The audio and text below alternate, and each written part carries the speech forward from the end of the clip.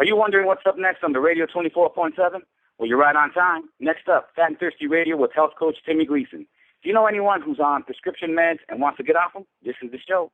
Timmy's got 30 years of practical self-healing experience and plenty of stories to share with us.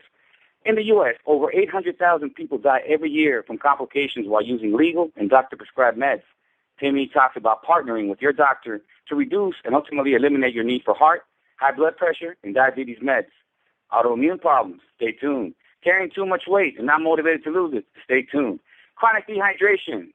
Now, these common health conditions are so prevalent in our society, most of us underestimate how risky they really are. The ideas and products featured on the show are not intended to diagnose or replace the formal assistance provided by an MD. If you're interested in making changes in your health based on information from this program, we ask you consult your doctor and obtain lab results that support your decisions. And now, here she is from San Diego, California. Not fat, not thirsty anymore. Your host, Timmy Gleason.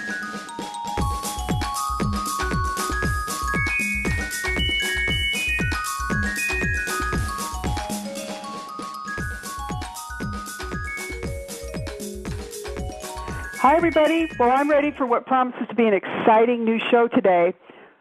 We're taking an insider's look at where chocolate comes from and the history of chocolate. My special guest today is Adam Pearson, and Adam is the Chief Financial Officer for a very high-end chocolate company in Peru called Marañón Chocolate, and they produce Fortunato No. 4 chocolate. Welcome, Adam. Thank you for joining us today. Hi, Timmy. Thank you for having me.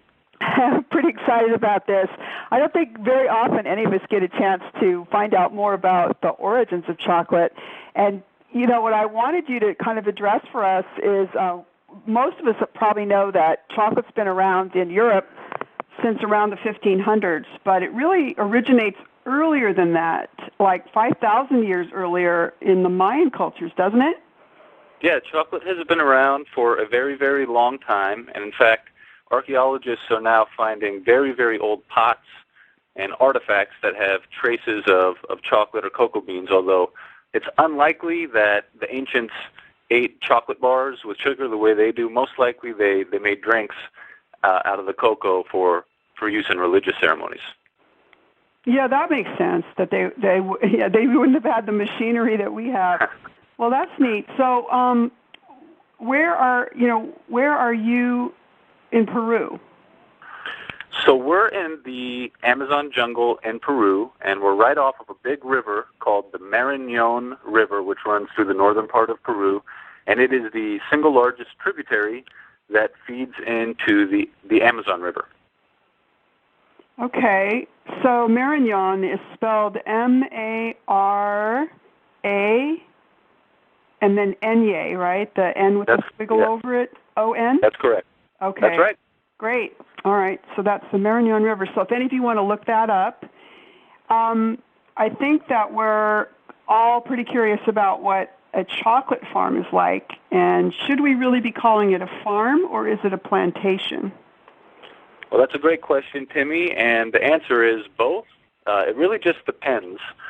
There are large-scale industrial cocoa tree plantations that focus only on growing the cocoa plant, and that certainly is a more efficient way to grow cocoa. But in a lot of parts of the world, there are small independent farmers that grow cocoa trees on their farm alongside a number of other crops as well.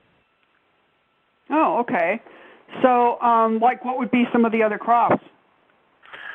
So, for example, where we work in Peru, alongside the cocoa plant, you also have coffee growing, bananas, oranges, pineapples, mangoes, papayas. And it's interesting that a lot of the crops that grow side by side with cocoa beans can actually influence the flavor of the chocolate that is made from those cocoa beans. Wow. So examples of flavors are what? Like coffee flavored, or?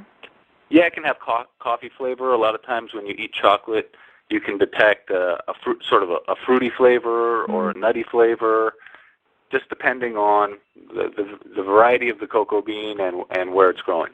Can you tell us about the lifestyle for a farmer of chocolate? Like, sure. Generally their schedule or the days a week they work, or anything about seasons? Yeah, so the life of a farmer, and I can actually say that there's cocoa farmers all over the world, not just in South America. Cocoa can grow around the world near the equator. So that includes South America, parts of Africa, Indonesia, Vietnam, etc. And the life of a cocoa farmer is probably pretty similar to the life of a farmer here in the United States. They have to get up early and work the land all day, and depending on the different seasons for their crops, their schedules will vary slightly.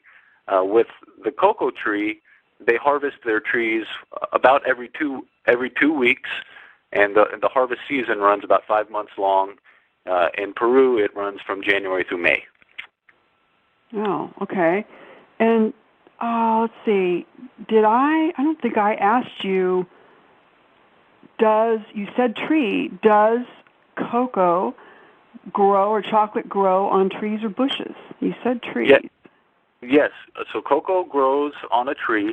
The trees are pretty skinny trees. They grow to about 10 or 15 feet tall, and the cocoa bean itself actually grows in a pod, and the pod is about the size and shape of a football, and it grows off the side of the trees, off the branches and the trunk, and when you cut it open, the beans are inside of the pod, and the pod can be red, green, or yellow, and then inside you open it up, and there's about 25 to 30 cocoa beans inside of each pod. How big is a cocoa bean? A cocoa bean is about the size and shape of an almond. Oh. Wow. And inside, yeah, go ahead. And inside the pod itself, the beans are covered in sort of a mucus, a membrane that you can actually drink, and it's very sweet and citrusy and delicious, but that ends up getting drained off.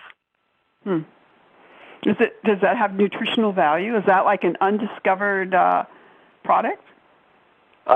It does have nutritional value. The farmers themselves love it. They do drink it. The problem with it is that it ferments very, very quickly, and so if you don't drink it immediately, it turns into a really, really strong booze that some people drink, but most people don't because it's just way too strong. That's an interesting thought. Do you grind, is chocolate or cocoa beans, are they ground up like coffee? So they are ground up like coffee. What happens with beans is they get turned into what's called a cocoa liquor. So you grind them up so finely that they actually turn into a liquid, which then gets combined with other ingredients, and that eventually becomes chocolate. Oh, okay. So generally then, how many steps are there to getting chocolate to the retail market? So you have to first take the cocoa pod off of a tree. Then you have to open up the pods and take out the seeds and the cocoa beans. You have to ferment and dry the beans. Then the beans need to be roasted. Then they need to be ground up and turned into liquor. Then they get combined with other ingredients like cocoa butter, sugar, and then if you want to give it some extra flavor like an orange infusion or something else, you add that in, and then it gets packaged and eventually shipped to the store so that people can buy it and enjoy it. Wow. That must be like, I have chocolate in my house that's got chili in it. So that's been added in. All right. That's been added in, and that comes a little bit later in the process, but it is a long process because it comes from either the jungle or a plantation or a farm somewhere in one part of the world, and then it gets shipped across the ocean to another part of the world to get turned into chocolate, and the chili's added, and then it gets eventually shipped back to a store in some other part of the world. So a lot of the chocolate has made a very long journey. Mm-hmm. Well, that's interesting too. You don't think about it like that. In fact, it's amazing to me sometimes that chocolate isn't melted by the time you get it, for all the handling that it's had. It really is incredible. You mentioned that chocolate has been around for a long time and it's ancient, so it's taken a really long time for us to figure out the best way to make and transport chocolate so that everybody can enjoy it, but it seems like we're starting to get it figured out. Yeah, we sure are. I mean, we have some fabulous chocolate out there right now. You mentioned that you cut chocolate with cocoa butter. Where does cocoa butter come from? So cocoa butter exists inside the cocoa bean, and in the process of turning the cocoa bean into the cocoa liquor that I talked about, you extract the cocoa butter out of the bean. And an interesting thing is that cocoa butter what gives chocolate its smooth, sort of luscious mouthfeel, but it's also used in a lot of other products like lotion, a lot of skincare products, makeups. So when you buy something that has a cocoa butter scent or says it's made with cocoa butter, it's actually coming from the exact same bean that was used to make the chocolate that gets sold in the stores. Wow. Wow. So is that one of your products also? We don't make cocoa butter. It takes some machinery that we don't have. Although there are some a little bit less sophisticated machines that are being used in a lot of places, and a lot of farmers are actually making their own cocoa butter. Mm-hmm. But it's not something that we've gotten into really. That's right, because you're actually a chocolate company. You're not doing the actual farming. You're buying the products from the farmers. Is that right? That's correct. Right. Me and my brother and my father and my wife, we spend a lot of time in Peru, living with the farmers. So we're in very close contact with the farmers. We spend a lot of time on cocoa farms buying and processing cocoa beans, but we're not actually farmers ourselves. Yeah, okay. And then, so I'm getting the idea that chocolate isn't naturally sweet, that it's something that we do that sweetens it? That is correct. One of the main ingredients in any type of chocolate that you buy, even if it's really, really dark chocolate, is sugar. And that's because the cocoa bean naturally is somewhat bitter, has somewhat bitter flavor, although the higher end and the higher quality cocoa beans, if they're processed correctly, you can eliminate a lot of that bitterness, but they are not naturally sweet, no. Mm-hmm. Okay. Now, the high-end chocolates are pretty expensive, and so what's the difference to the consumer between a high-end chocolate and some of the chocolates that we're more familiar with, like, I don't know, like a Hershey's or a Nestle's or, any of just the ones that we see all the time? Probably the best way to think about that and understand the difference is to think about where you eat lunch every day when you're on your lunch break at work. You might go pick up something quick, and it's pretty good. It doesn't cost too much, and it's very practical. But if you have a really special occasion, like it's Valentine's Day or you're celebrating an anniversary, you might go out to a really, really nice restaurant that costs more, but the ambiance is much nicer, and you can see a lot more thought and care has gone into the food. So it's probably something like that. The really high-end chocolate costs a little bit more. It's maybe not something that you want to do or go for every single day, but on a special occasion when you want to really spoil yourself, it's a great thing to go for. That's certainly the way I look at the ones I bring home. I bring home ones with orange flavors in them, and then the chili flavors. And I'm trying to think. I think I've had lemon. And then, of course, there's always the ones with nuts in them, too, which is great. Oh, absolutely. And the people who have designed those chocolates are artists, and they spend their whole lives trying to think up new and exciting ways to give people different types of chocolates. But it's not always practical to go out and spend 3 or 4 times more on a chocolate bar. So it is something you want to do for a special occasion or something to spoil yourself. Yeah. Okay, good. Well, I think that we should give everybody just a little quick break here because I know that some of them are going to want to run to their candy drawers and get some chocolate and get a drink of water. And then, so why don't we take a quick commercial break and we'll be right back.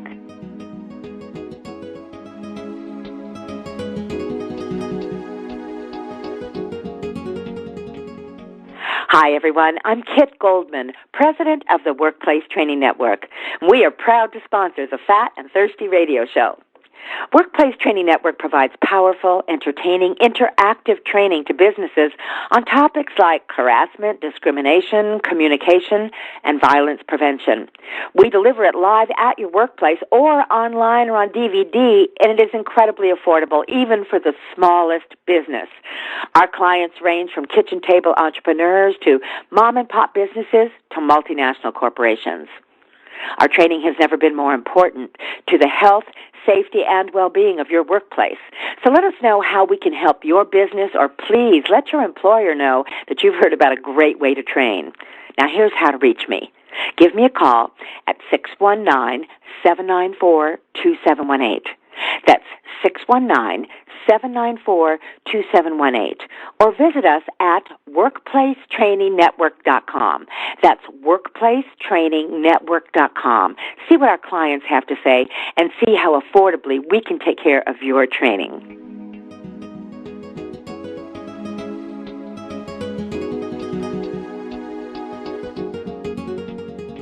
Hi, welcome back. We're listening to Fat and Thirsty Radio on the Amazing Women of Power radio station, and I'm your host, Timmy Gleason.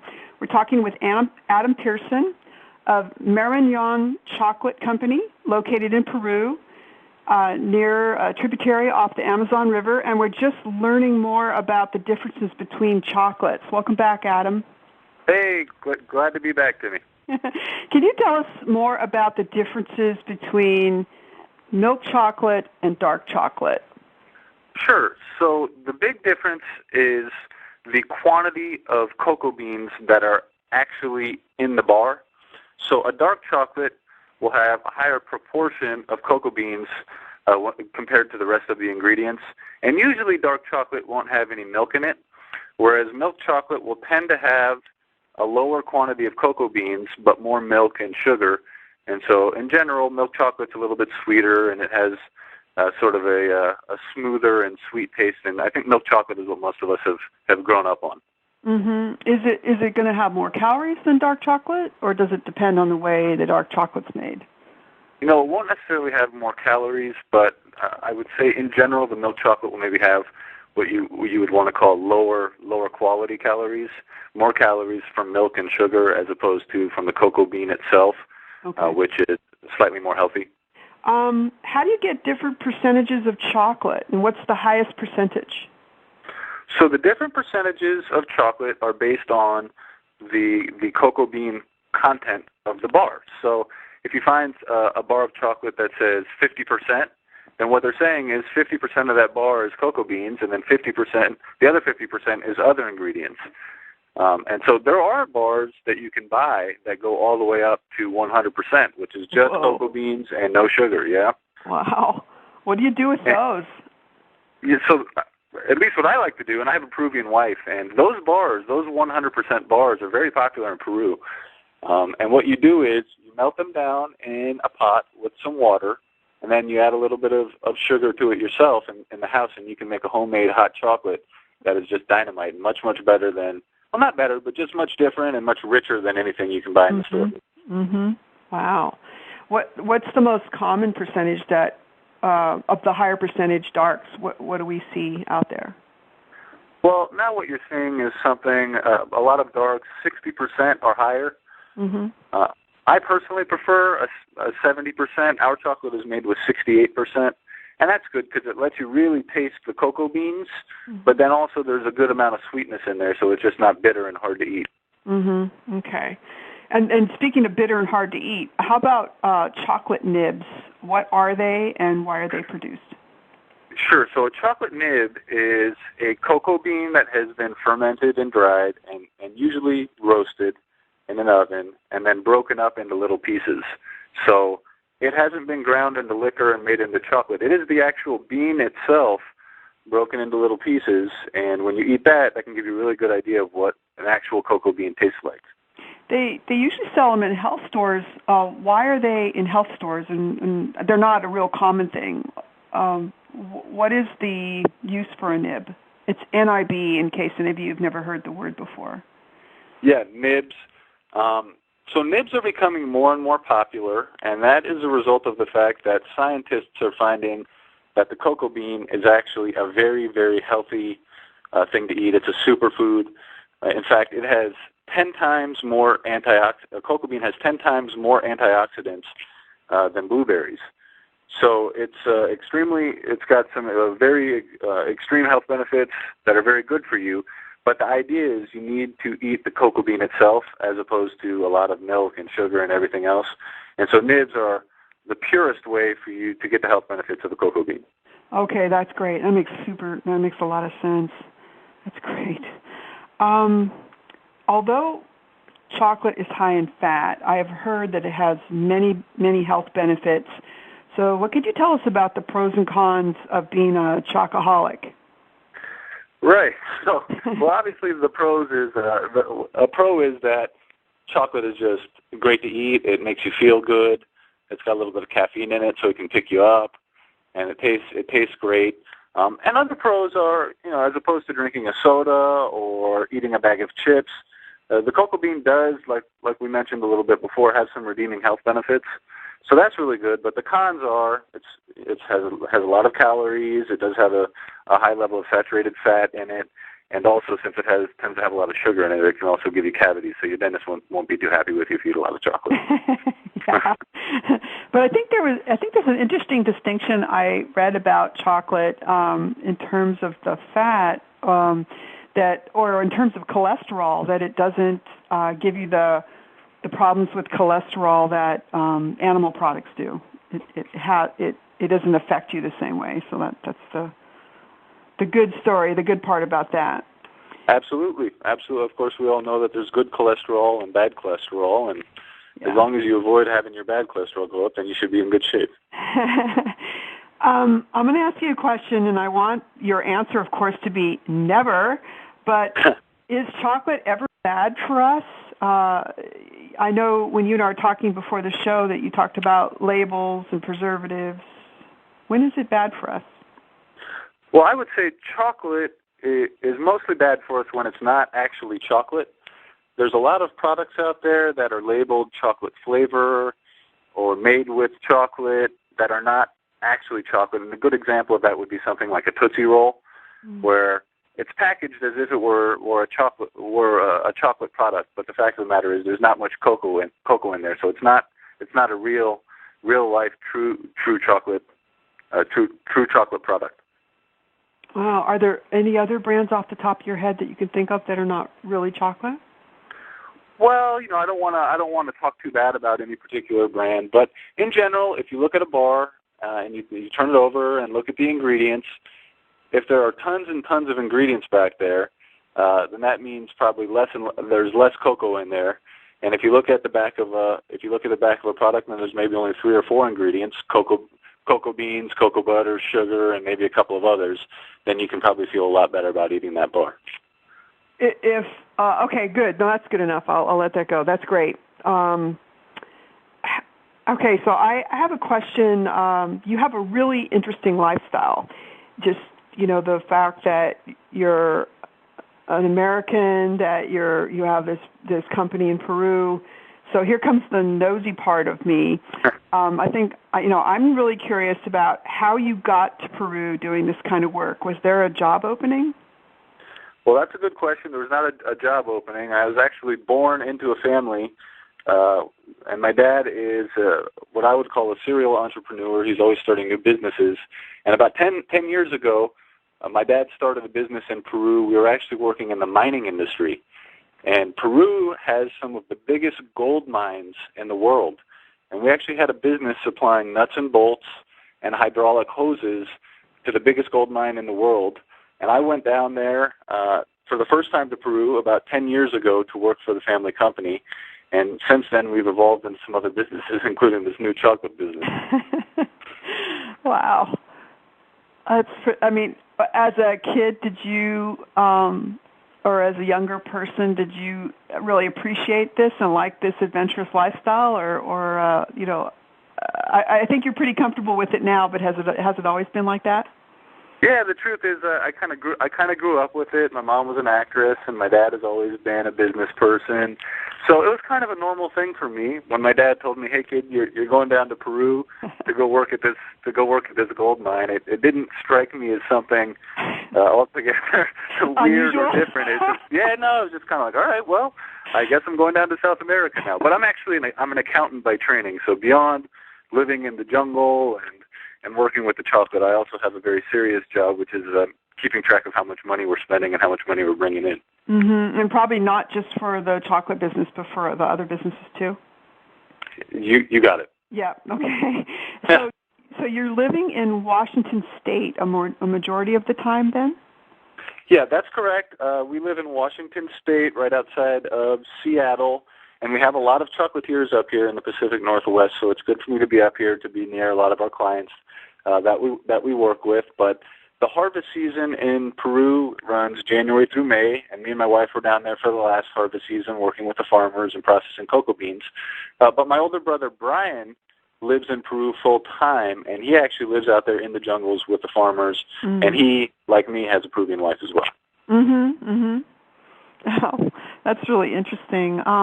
Is there anything particularly unique about your family's chocolate company? Something that you really stand for philosophically? Sure. Well, I can say to start, we talked a little bit about heirloom varieties of different types of food, and we have found what would be considered an extremely rare heirloom variety of cocoa bean growing out there in the jungle. So we're the only company that offers this particular type of bean, which would be the Nacional cocoa bean. But other than that, unlike a lot of companies, we work very, very closely with the farmers. We pay them a premium price for their products, which lets them use the cocoa business and the chocolate business to really improve their life and help us send their kids to college and get off the farm if that's what they want to do. That's great. So there's not that exploitation stuff that so frequently happens. It's great. No, none of that kind of stuff. We have a really good relationship with the farmers, and in fact, last year we had a get-together with hundreds of farmers and let them taste chocolate made from their cocoa beans for the first time. They've been growing these cocoa beans for a long time, but had never tasted real, professional, high-quality chocolate, and it was a really incredible experience. Tell me just for a couple of seconds here. Tell me what were their reactions? I never even thought about it like that. Yeah, it was incredible, and I can tell you the most commonly used adjective to describe the chocolate was pure. They said it just tasted so pure. They could taste that it was their product, and they were just so proud. It was really incredible. How exciting! That's a great story. Here's an obvious question: is Marignon chocolate available to buy? Can we buy it? Yes, you can buy it. We work with about 20 locations here in the United States that carry our Fortunato No. 4 Peru chocolate. And if you want to go out there and taste some Fortunato No. 4 chocolate, the best thing to do is to just Google the word Fortunato, spelled Fortunato,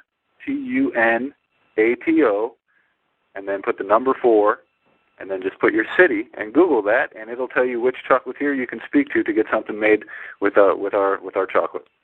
Wow. Is it going to tell you stores? Is that what you're saying when you're talking about a chocolatier, or are you talking about a manufacturer? Sure. So we make the chocolate, but we mostly sell our chocolate directly to chocolatiers who then who melt down the chocolate and make bars or truffles. We have some chocolatiers that make some out-of-this-world truffles. They melt down the chocolate and they add a couple of other ingredients, and they're just phenomenal. So the good thing about having lots of different chocolatiers is there's lots of different experiences you can have with the same chocolate. Wow. All right. And can we also go to your website? Is that a possibility? Of course, you can go to the website, and we have lots of videos up there of what a cocoa farm looks like, and we have videos of the farmers actually tasting their own chocolate, like I mentioned before. And that website is www. And I'm going to spell it out for you, MARANON, and then the word chocolate.com. It's www.marignonchocolate.com. All one word, Marignon chocolate. All one word. You got it. Very cool. You know, if I could make a closing remark, I would always just remember that every time you eat a bar of chocolate, it really is kind of like eating a little miracle, because those beans come from remote places and go to other places and then end up on a shelf in a store. I mean, it really is phenomenal to think about all of the time and human energy that goes into a little chocolate bar that you get to eat. Wow. It's almost like a blessing to be able to eat it. Thank you for that. That's wonderful. Yes, indeed. Well, thank you, Adam Pearson, CFO of Marignon Chocolates, for just a one-of-a-kind interview today. We all really appreciate it. And, please let us know if anything exciting happens you want us to announce, or, maybe have you back again someday in the future. Yeah, thank you so much, and it was a real pleasure for me as well. Oh, you're so welcome. So this is Timmy for Fat and Thirsty Radio signing off. We'll see you next week. Thank you for joining us today for Fat and Thirsty Radio with health coach Timmy Gleason. Please leave your comments and questions, and to sign up for our RSS feed at www.fatandthirstyradio.com. This is announcer Memo Mendez. Until next time. Until next time.